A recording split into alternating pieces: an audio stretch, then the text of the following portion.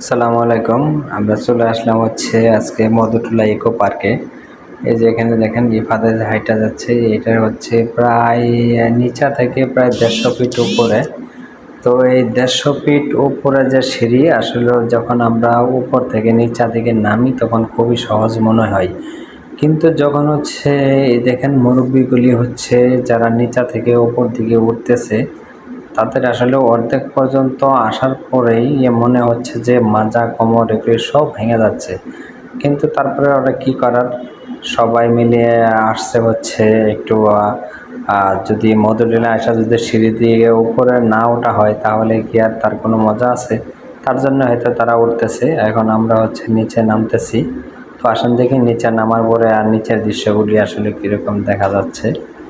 তো এখানে বাচ্চা পোলাপান সবাই নামতে পারবে, কারণ দুই সাইডে দেখেন কত সুন্দর গ্রাও দেওয়া আছে, যাতে বাচ্চারা দৌড়াদৌড়ি করে যাতে একজন আরেকজন অনেক সময় অ্যাক্সিডেন্ট ঘটে বা সাইডে পড়ে যায়।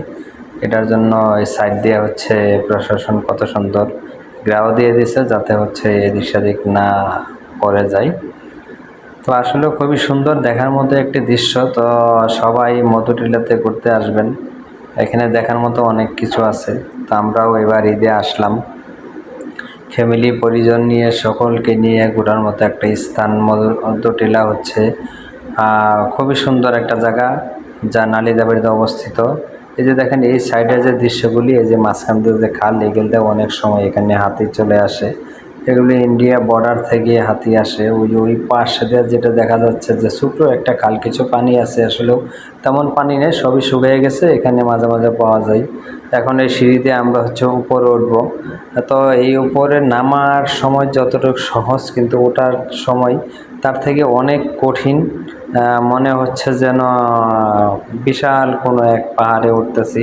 আসলে এখানে নিচে থেকে তাকাইলে উপরে দেখা যায় অনেক উঁচু পাহাড়, যা প্রায় 100 থেকে 200 ফিটের মতো উঁচু হবে। কিছু কিছু জায়গা আছে 100 ফিট, আবার কিছু কিছু জায়গা আছে প্রায় 200 ফিটের মতো সিঁড়ি আছে, যা এই সিঁড়ি বায়া উপরে উঠতে হয়। আসলে পাহাড়ে আসলে যে